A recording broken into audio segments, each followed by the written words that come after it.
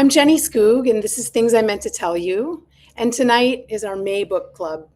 For those of you who are new here, every month I pick a book and bring on a guest to talk about that book. Tonight we're going to discuss this book, Awaken Your Sexuality, A Guide to Connection and Intimacy After Addiction and Trauma by Stephanie Covington and Vanessa Carlisle. I should say they're doctors. It was published by Hazelden last October with a foreword by Elizabeth Gilbert, which I'm excited to learn about how she got involved in this project. My guest tonight is Andy Lien. Andy and I went to school together in Cokato, Minnesota. We were in the same grades. She's one of the smartest people that I've ever met. Thank you. She's about to prove that tonight. And I'm so thrilled that she said yes to doing this. Andy worked at Hazelden Publishing for years as an editor. Awaken Your Sexuality was the last book that she edited there before she left. She knows this book the way that any editor knows a book, line by line by line. So Andy now writes Remapping Myself on Substack. In her own words, it's a space where science meets story, where we explore how our brains can change and how we can guide that change with intention, compassion, and curiosity. The idea that we don't have to stay where we are, that we can map a new destination. And obviously, I love that. If you don't subscribe to her yet, you should. You can find her at remappingmyself.substack.com. Andy is also currently caring for her father, who has dementia, alongside her partner. Her mother, a social worker, passed a couple of years ago. And I want to name that out loud because it's the context that she's living in, and because the women who keep showing up for other people while quietly carrying their own grief are exactly the women that this book is for. And now, a quick word on what tonight might be and might not be. We're going to talk about this book. We're going to talk about religion, trauma, shame, recovery, and what it means to remap your relationship to your own body when you were taught that it wasn't yours. Andy and I have agreed in advance that we're going to stick to what she calls the meta material. We're not here to talk about the act of sex. We're here to, I was going to say something really embarrassing or appropriate. That would be so on point. But we're here to talk about the thinking about it, unlearning and remapping. If you have questions as we go, drop them in the comments and we'll get to them towards the end. But Andy, welcome. I'm so glad you're here. Let's talk about it. We actually haven't prepared on how we're going to do this because we had some trouble logging in. So I'm glad that everybody is kind of finding us in this new link. But I kind of want to talk about your editing journey to this book. You edited this book? Yeah. It was the last one you edited at Hazelden. Can you tell me a little bit more about your work, what you're up to now, and what Remapping Myself is about, and maybe how this book has tied in with your work? Sure. I've always been in communications and marketing and storytelling. I went to school I had a double major in communications and women's gender and sexuality studies. And at different points in my career, I've done both of those. I mean, communications are all the time. But the gender and sexuality studies has really entered in when I was an editor or an editorial director of Lavender magazine for 7 years. That's the gay publication here in the Twin Cities. Yeah, it's still around, right? It is. I think it is. I live there. Yeah. Yeah. Right. Yes. You visited for one of our get-togethers. Yeah.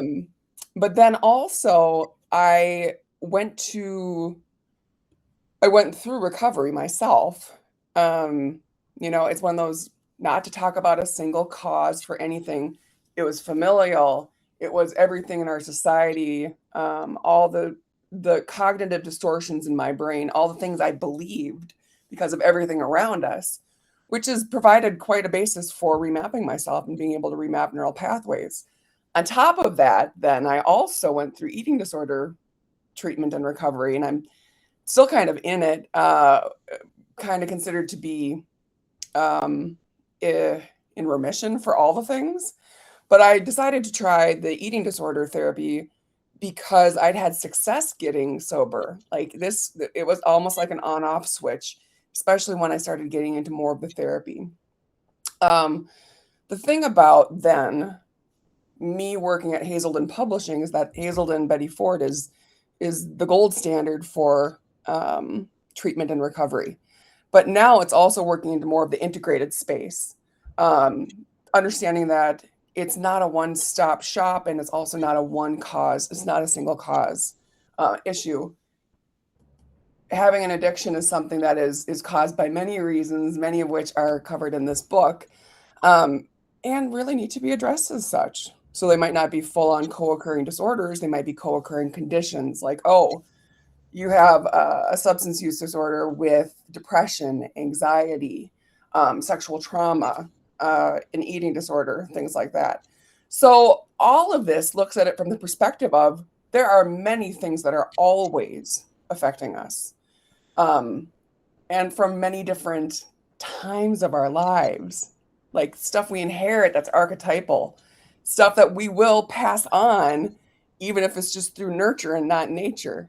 All this is happening simultaneously, and that's what I write about in Remapping Myself, because we can see those and change them. Like, it's the idea of this stops with me. So Yeah. paid off at As you were Hazelden Publishing. That's what got me here going, okay, the economy is crap. The thing about publishing is that you can be a backlist publisher and depend on what's going on, what already has been made. We're not creating new stuff, but there's plenty of new stuff that needs to be made. So that's what I'm doing.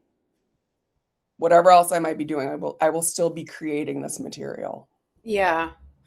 As you were talking, I was thinking a lot about repression and repressing a lot of our childhoods and Cokato as a place. Were you born in Cokato area? No, I was born in St. Paul. Oh, okay. But I started at Dassel Elementary. Okay. Oh, you were in Dassel because you guys then lived not far from my mom and dad. Right. You guys were at the Cokato. beginning of our street. Yes, right. And, in the context of this book and in the context of, treatment and being an adult and looking back at where we come from as a place, how would you describe Cokato? How do you describe it to your friends? Yeah. And how do you look at that place in relation to this book and in relation to recovery patterns and decisions made and conversations that we don't have, right? Mm-hmm. Right. Well, when I went to college, I went to a school that other classmates called Sodom and Gomorrah. Wait. No, yeah. Our classmates. Wait. College was called that? Your college? You went to McAllister. Yeah. You called it Sodom and who called it this? People who went to a Bible college down the road. Okay. But this is our entire framing. We had more churches than anybody and than corporations. We didn't have bars. We were a dry county, or a dry town next to a dry county. The idea of diversity wasn't in skin color, it was in religious diversity. And because we were very homogeneous as far as a visual appearance, but as far as religion and politics go, we couldn't be more different. We had very few Catholics, a lot of Lutherans, quite a few Assembly of God folks, quite a few Baptists, Finnish Apostolic and Laestadian. We didn't have any Presbyterians, Episcopalians, or Congregationalists who I would meet later in life. So when I got to school, when I got to Sodom and Gomorrah, I would tell people that I grew up where Footloose was. I grew up where, books were pulled out of the library and just gotten rid of. Really? Covertly. We didn't have any book burning events or anything like that, but yeah, our media center would lose books. Wow. And so when I got to college, I already knew that because my mom grew up in St. Paul. We are of the political bend that is more open and seeking open discourse and ideas. I already knew that women's rights were a huge issue in Dassel and Cokato, and I already knew that I wanted to get into talking about that and trying to bridge some of those gaps. That's why communications and women's and gender studies. But Fascinating. when you think about how like we grew up, it was cultural to us. I didn't see you as a different religion. I saw you as a different culture. You know, even though there were like 140 people in our high school class, we all knew who the Finns were. We all knew North Church or South Church. And it You mean was, heretics and believers? oh, is that how that went? Yeah. Hmm. Yeah. And it wasn't until much later that I learned about the rift between the two because, you know, I wasn't able to see so much nuance. But that is what I'd say is the thing about Dassel and Cokato. For Critical a, thinking is not high on the list of abilities. well, for a long time, when after I left that place and I would come back, I had this embodied trauma response, Hmm. especially when I would go into the church, into the Lestadian church before they moved to the new location north of town.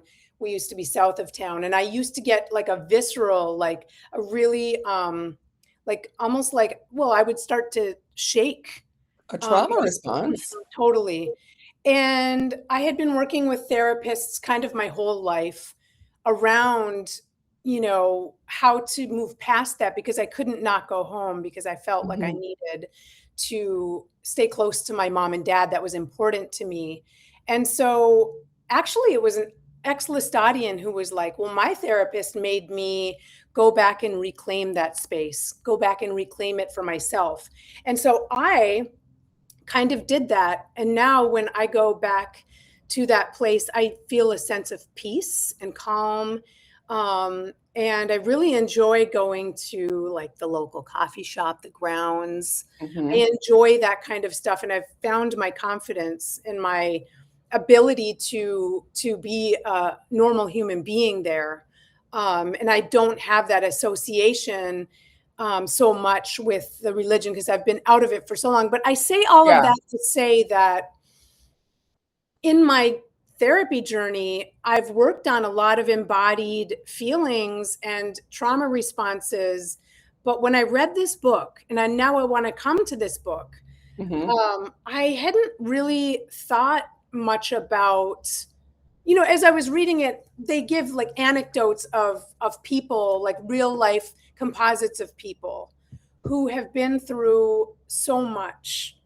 And there were so many times that I was like, wait, that's me. That like I feel seen. I feel like they're Hmm. writing about me because I don't talk about what I experienced in my early and mid 20s after I had been raped, but certainly I had sex because I needed a place to stay for the night. Hmm. Hmm. Um, and I associated Trading. that kind of with belonging, right? Hmm. And I've never really talked about that except for with my therapist. The last time I saw him, I was like, dude, this is a thing. And I was like, I feel really like weird talking to a male I have a male therapist for the first time ever. And I'm like, I feel really weird talking to him about this stuff. But at the same time, it's it's a good like anyway, this book opened up a lot. And I kind of want to talk about that because this book Hmm. was liberating in a sense that it's a yes and not a compartmentalized um, bit about self-care. Right. Well, because it's about the intersectionality of our lives. We Mhm. are not purely one thing or another. And one of the things that I wanted to say about Dassel and Cokato is that there was a lot based on purity culture, whatever it was, whatever purity was, purity of thought, purity of everything was black and white, everything was a dichotomy. It was all very rigid thinking. And sex was not something to be enjoyed, it was something to be a part of a bigger picture that involved religion. And then, therefore, sex was something to be controlled, and purity was something to be controlled. And it all to the surprise of nobody, fell on the women, the girls. And I remember in ninth grade when we did our civics class, we had to write bills With and Mr. introduce them. Lund. Yeah, And he yeah. would sit at the lectern and be like, "It is your civic duty to vote." I know, And which I appreciate so much. yes. Even though we probably voted differently, I appreciated that so much. But mine was that we needed condom machines in the school. Oh my And God. I went all the way to the school board to talk about this. And That it's going to happen anyway, but it was the whole rigid thinking. I got to give them credit for being a school board that's handed out the whole thing of you're not supposed to talk about AIDS. Like teachers cannot talk about like 8 different subjects. ACLU would have a field day. That they actually listened quite respectfully. And I'm guessing that they probably said it's not our place to. Okay, all right. But what people would do is that they would deny that there was even an issue to address that could be addressed in a certain way. Because I'm like, hey, all you people hate abortions. How about we stop babies from being conceived? Isn't that just mind-blowing?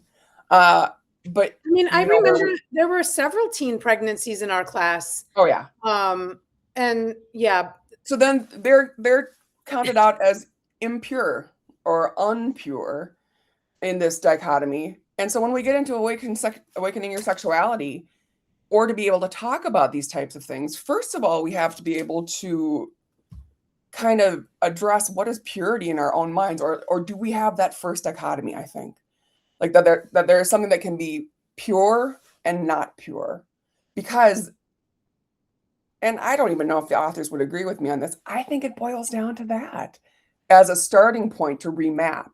I think that's something that is very true to my experience and your experience. I've never described my upbringing as purity culture. It's just pure fundamentalism, and I have a hard time believing that Cokato as a whole, in the surrounding community as a whole, is not influenced by that, what you would say purity, or what I would call the fundamentalist culture. I think that's why the county is dry, because you have, these really, really fundamentalist factions who are pushing back, and then a more, the too liberal bent people are just like, I don't want to mix with these people anyway. Well, and I'll share with you, I do still have trauma going back home. I do not want to go You back do? home. I do. Do you ever go back? I don't think I've been back since my mom died, or the funeral. And her And she funeral died was 2 years in ago today. Cokato. Wait, she died. Today's the anniversary? Yeah, my brother Andy, sent it to me. He was like, "Oh, a moment of silence." I'm like, wait, how many years has it been? two. Andy, I want to stop for a second. Wait, how do you feel about that? I think she'd be super proud with this is how I'm talking about it, or how I'm spending her, because she's the one who did this. She's the one who made it possible for me to be able to look at that and go, that's bullshit, that we can't talk about these things. She's the one who would support me to go talk to the school board.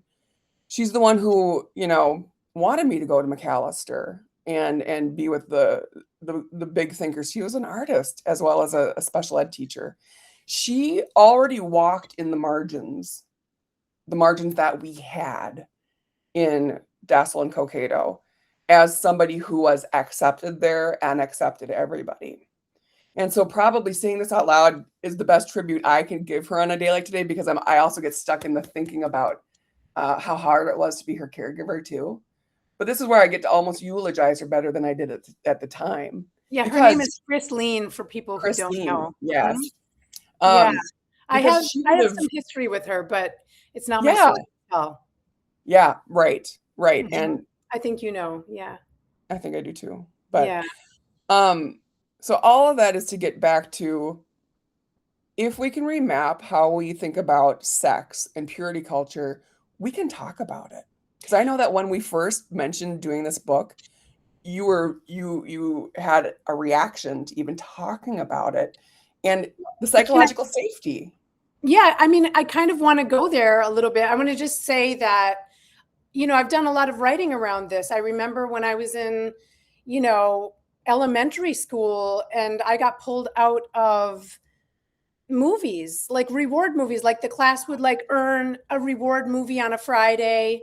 And because it was a reward movie and it was entertainment purposes, I was sent to the library, and I was always sent to the library. And so when Mhm. in fifth grade, fourth grade, something like that, we learned like we were going to learn about, periods and ovulation and reproductive stuff. I went to the library. Yeah. I learned about my Yeah, you could body and opt out of facts. As parents, you could opt your children out of learning about bodies. Oh, yes, right. And so that experience of like not being able to learn about my body and knowing that I wasn't allowed to know, that became like taboo to even talk about. mhm. If, when I got my period, I didn't tell my mom. I was too embarrassed. Like, you know, when Meanwhile, you're sitting there bleeding. yes. I mean, I think Anne Marie gave me the things, and then I was like, these pads don't work. I need a tampon. Like, how does that work? And I remember like spending a Saturday afternoon trying to figure out my underbelly, like my underside, to figure out, okay, where does, like, reading the directions on the tampon box, trying to figure out how it works, and wondering, like, will I no longer be a virgin? I mean, these are like, you know, these are conversations I had with myself about shame, about my body. And then, when I was 18, I had no clue about consent. I, Mhm. listen, I had a clue about consent. I just knew that I didn't have the right to have Yes. consent. And boundaries, like I didn't even know I was allowed to have boundaries. I was So, thinking about consent, and when you think about deviant behavior, okay, so they get into a little bit of kink in this, well, and I yeah, appreciate that so because much because what we yes, think about as, well, different. Vanessa Carlisle was a sex worker, is a sex worker, has Yeah, been. Yeah. yeah, they are. Yep, Yep. exactly. And, and there's this way we can talk about these things that is the objective anthropological way of doing it, where we don't have to blush or giggle or feel bad about saying these words, because once we shed that purity culture idea, then we're just talking about stuff. I know. It's true. And for you guys, the kink is consent. I was thinking about that. I'm like, where you were, when you think about what kink is, and that's a deviation from the norm to the point of being perverse potentially. I wonder if in the Finnish Lystadian background, consent is kink. Like, oh, how devious is that? Because you guys didn't have the right to say no. You didn't have the So, right to your bodies. right. And I So if remember, someone were to ask you, how kinky would that be for you to be asked? It subverts it.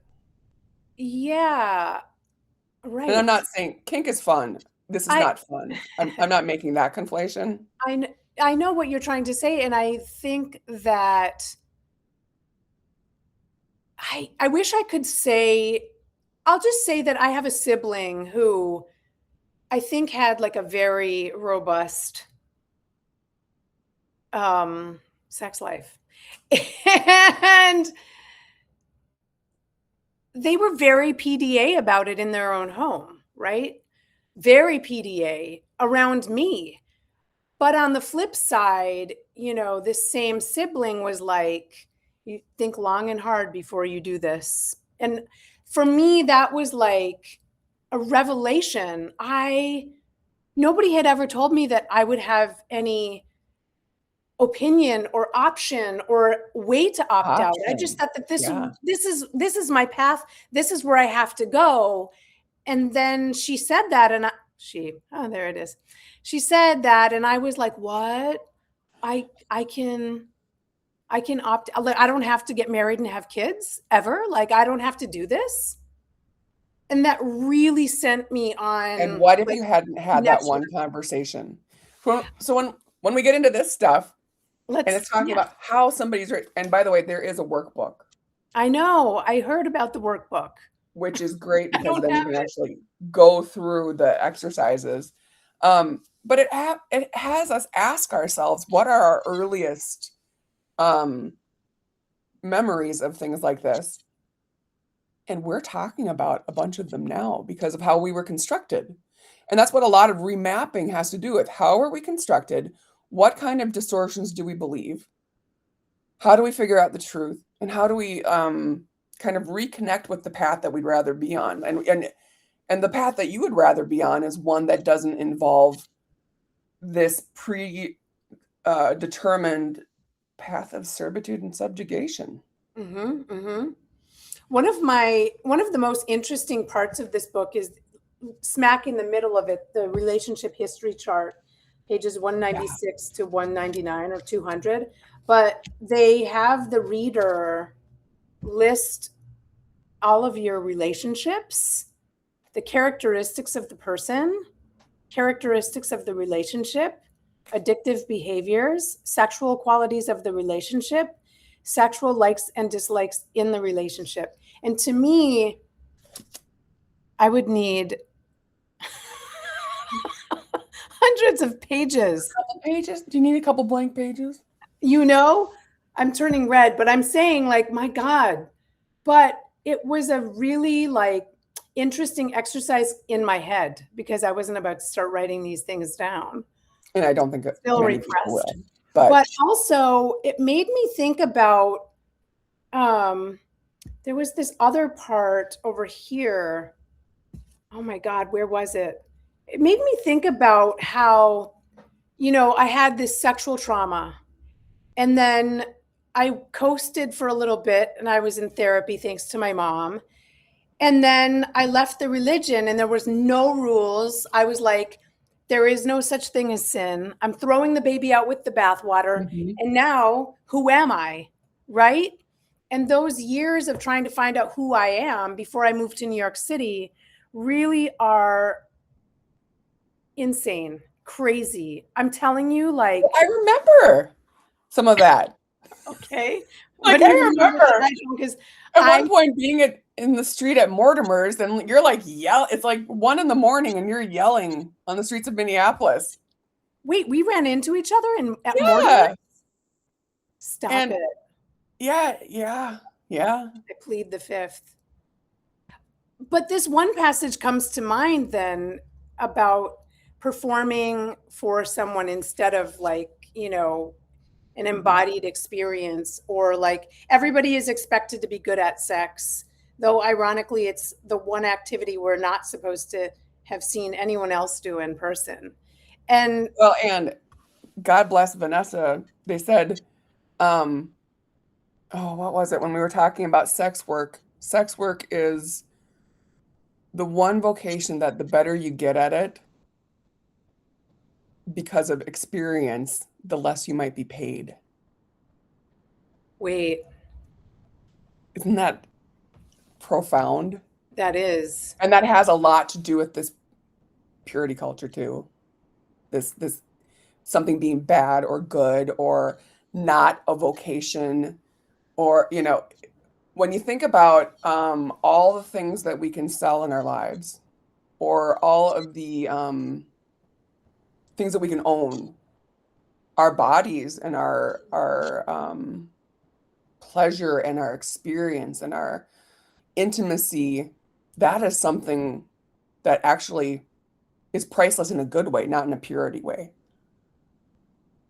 And I'm not saying that everybody has to agree with these things or even be comfortable with them, but part of remapping ourselves is allowing for the discussions and allowing ourselves to ponder what we think about things rather than shut them down right away like purity culture does. well, one of my favorite things about this book is that, these authors make a lot of room for nonlinear thinking and nonlinear Mhm. healing. Like, there's no graduate moment. Like, And I wonder, as you were editing this book, how does that show up in the writing?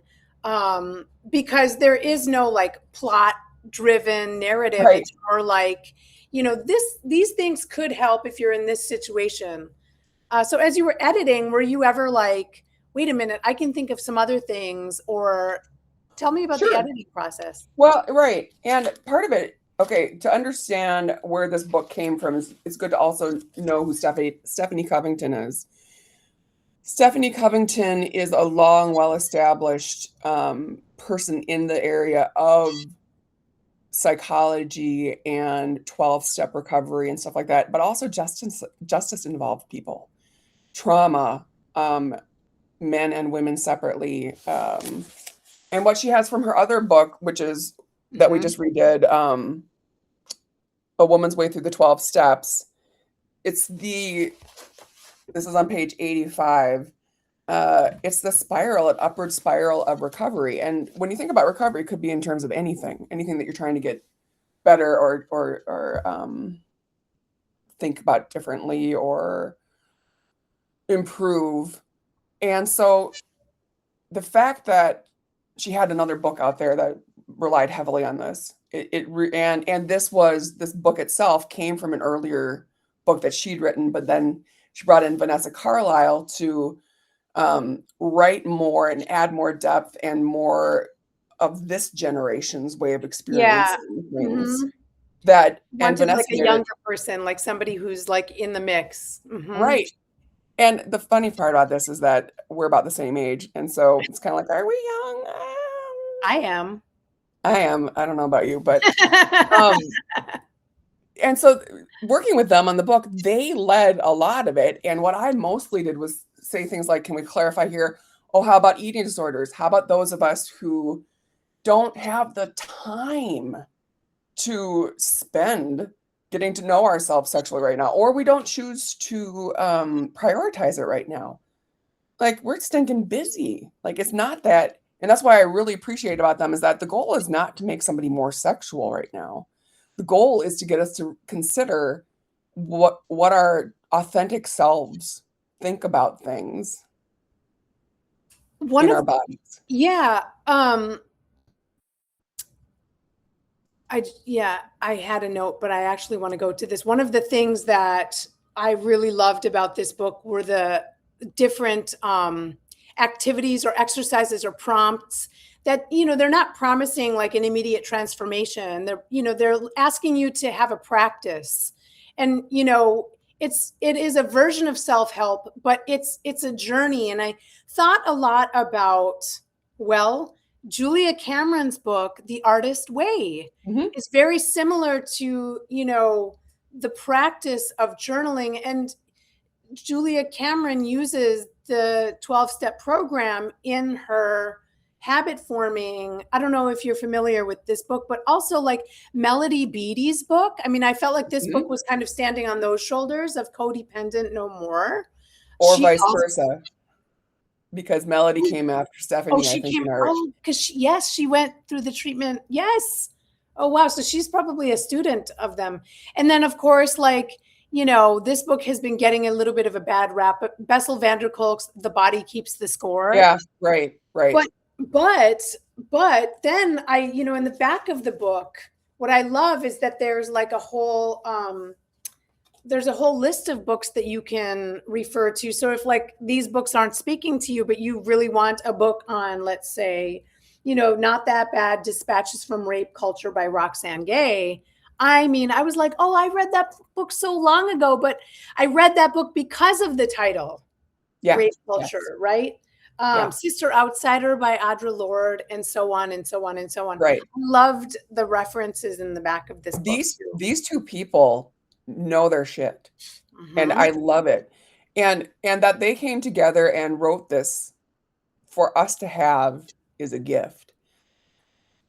And that it leaves things somewhat open and choose your own adventure-ish in a way is also so important because not only by being able to read about people and their stories, their lived experiences, we get to say, "Oh, I'm not alone. I'm not the only one. I'm not,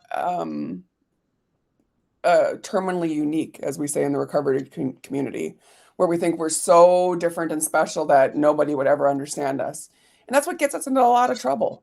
And that's why there's such a high overlap of people who have substance use disorders and people who have been victims of sexual trauma. I think it's like 40 some percent. When we think about how we can use a book like this and have it open up a path for us, it's seeing that the paths have so many different offshoots, and understand that we might have a little side adventure or side quest before leveling up. And that's part of that recovery spiral. But also how this really connects to different things in our lives. Because if we're able to open up the way we think about this one thing over here, our bodies, if we're able to have more confidence in our authentic selves in this area, guess what? We can do it over there too.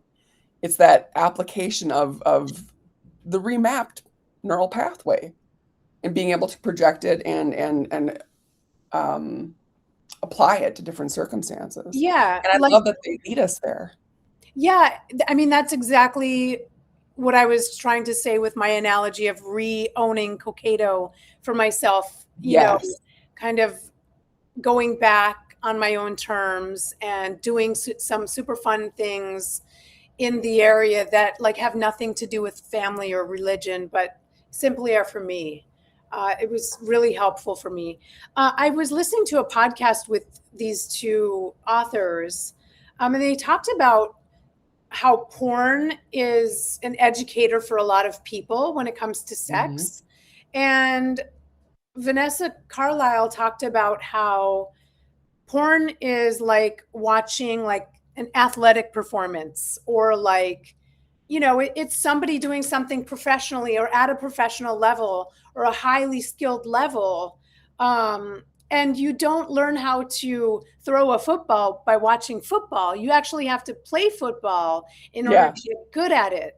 And I found that really interesting to think about, how it's not real. Porn is not real. And I'll tell you, I learned a thing or two from watching porn back in the day that I was like, oh, I didn't know that's how it's done. So then that's how I started performing for a while, right? It's very bizarre. And I also have been thinking about how reading this book, I'm 30 years, more than 30 years out. Well, no, I'm almost 30 years out from leaving the religion. I've been out longer than I was in. And still I'm unpacking some of this and, in your words, remapping. And I was curious, like, what's a piece of your own remapping that you didn't still expect to be doing at this age? Well, I can tell you I haven't done some of this stuff yet. Like, there are times and priorities.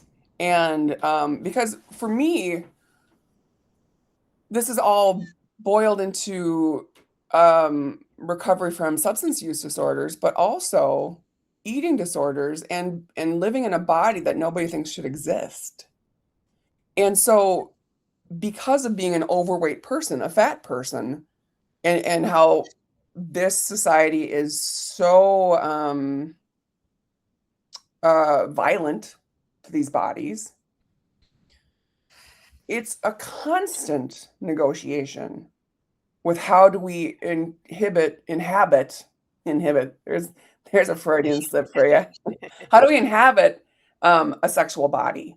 Because especially when you consider, I used to call myself the neutered version of, you know, in taking French or something like that, Spanish, there's the feminine, there's the masculine, and there's the neuter. Fat people tended to be the neuter, that we were the non-sexual.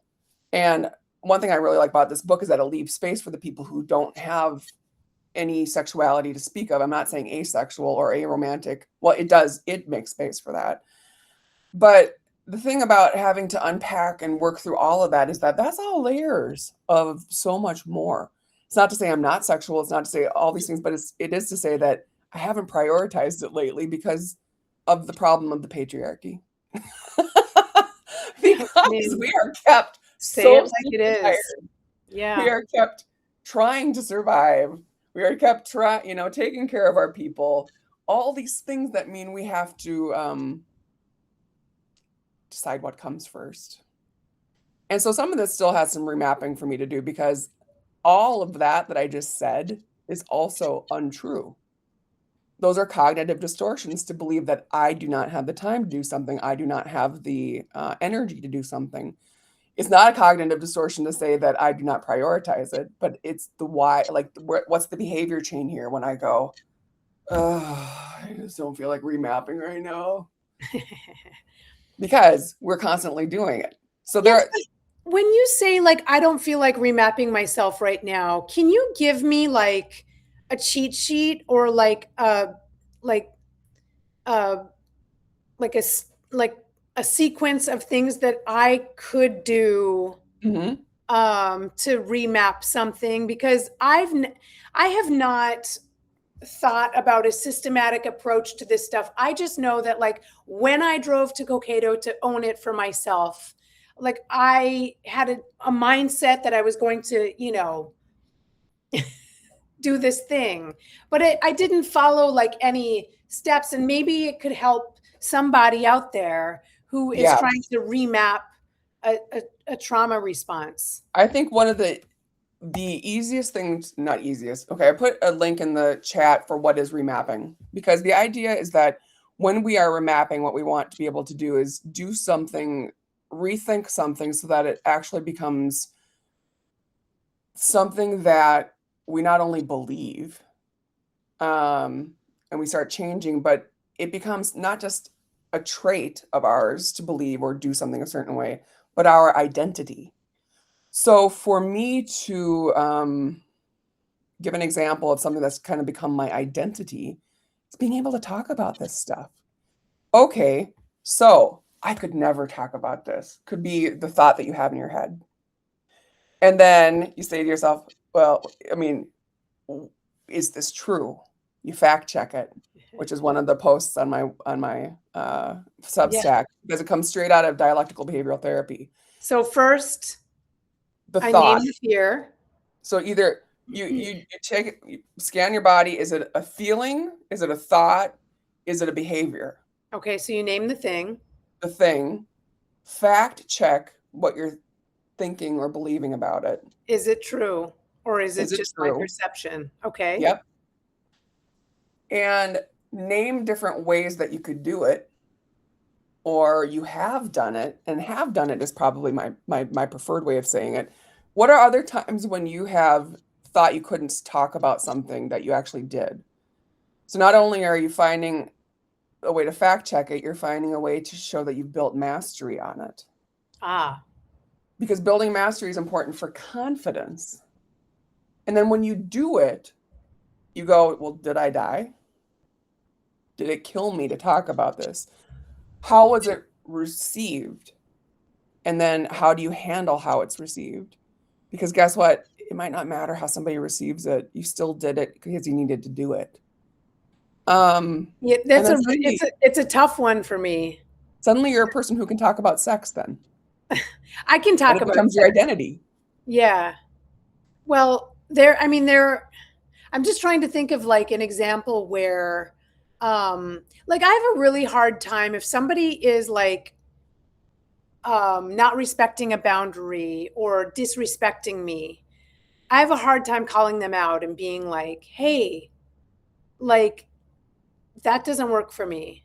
I have a Right. hard time doing that And that's because not necessarily the boundaries are like goal. a new thing for me. Like I would say in the last 10 to 15 years, my niece Angie has really helped teach me about boundaries because she has really hard and fast boundaries. She doesn't play one game around her boundaries. And I'm like, oh, teach me your ways. And Right. she's an And this excellent is back to the studian. idea that we will all do it differently. Hmm. That's more the open stuff from the book, choose your own Yeah. adventure. Your boundaries could look very different because for one thing, they're internal. They aren't external. I can tell you what my boundary is, but you could be like, screw that, I don't care. And it still has to be my boundary. Hmm. Yeah. Like these things have to exist whether or not there's another person involved. But things like dialectical behavioral therapy give us the tools for coping with however we're doing with these things, as well as the interpersonal skills to be able to say to somebody, that didn't feel so cool to me, by the way, when you did that. Like, what would be an authentic way for Andy to say it might not be the same way for Jenny to say it. But, ooh, that was really rough to receive. Could you maybe not do that again? I like that. Um, Mhm. because it's sticky that way, that kind of a Mhm. response. That the person will remember, ooh, I screwed up and I didn't make them feel so hot. Ugh. But if they Yeah. don't care about that, well, I But mean, then that's a different but thing. then there's the inner dialogue from me that like, well, then I'm gonna make them feel uncomfortable. So I'll just suck it up and like roll over and it's And fine. there is the time and place to do these things. It's not always every time. Right. But I, kind of like for me, it's really hard Yeah. to call somebody out and put up that boundary and enforce it. Because See, I've then I been would make known. somebody feel bad. It's a problem. Well, and I'm so This is a sorry that therapy session. learning out loud is sometimes hurts Yeah. because that's the whole thing. If you can even say, "Ah, I remember when I did that too," and have some empathy for the person, like if you think you're gonna like do a smackdown, it might be nice to just couch it in some Yeah. gentle, you know what? I used to think that too, and as it turns out, that's really offensive to say something like that. Or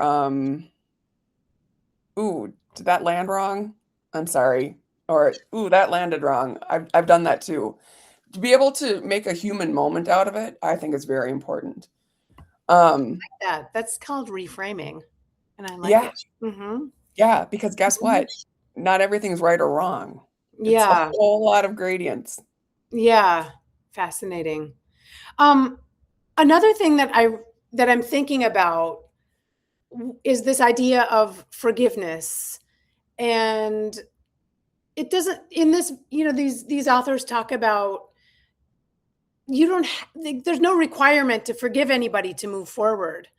Um, for me, the forgiveness industry has done a lot of damage, as as you might attest.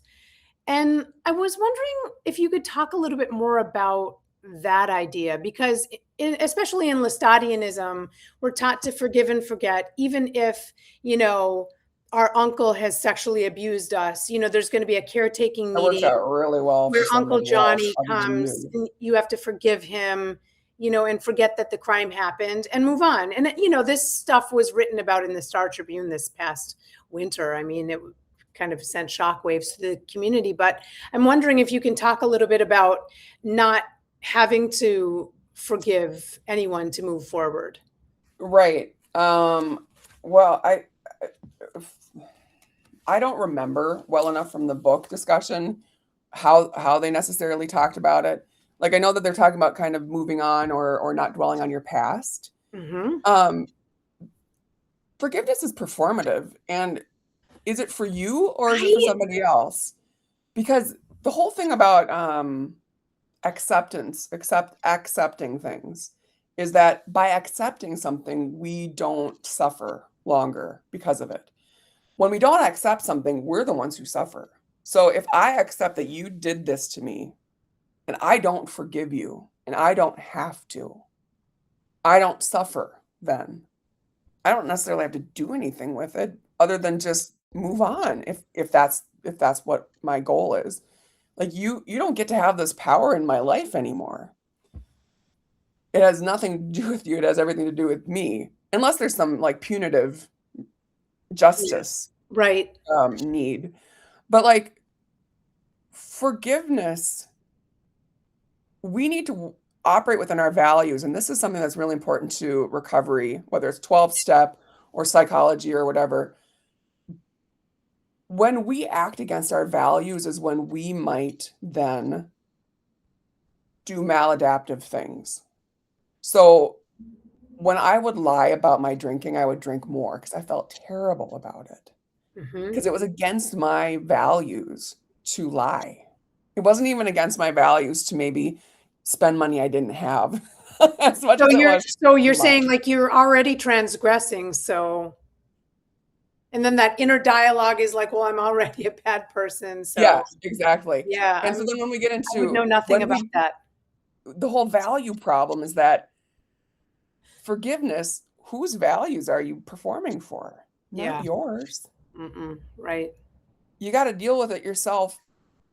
And one of the very strong parts about this book is that they make it very clear that mutual support groups are good and finding people are good. And also, we need pros in our heads with us.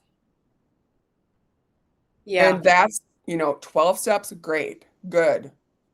Find it for what you need it for Mhm. support.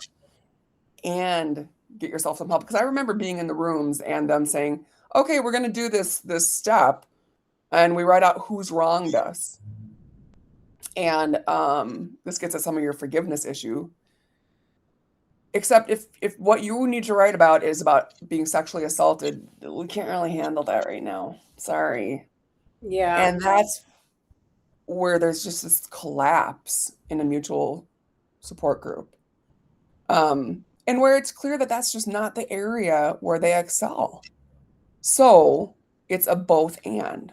Hmm. So it gets back to your idea. There's a lot of and in this book. Yeah.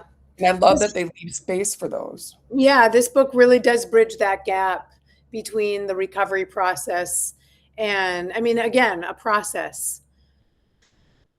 Well, I wonder, I don't think there are any questions at this point, but if anyone has any questions, I welcome them. We're almost out of time, but Andy, what am I missing? Or what are we missing in this broader conversation about remapping and recovery and cocato and the soup? I mean, I think that this is that we're playing the long game.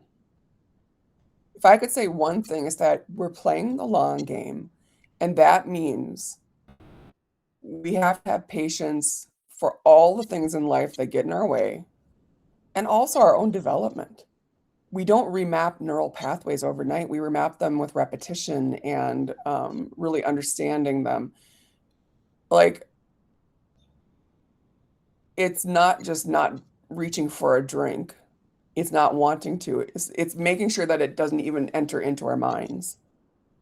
And that's the identity part of it. We don't just become a person who does something overnight.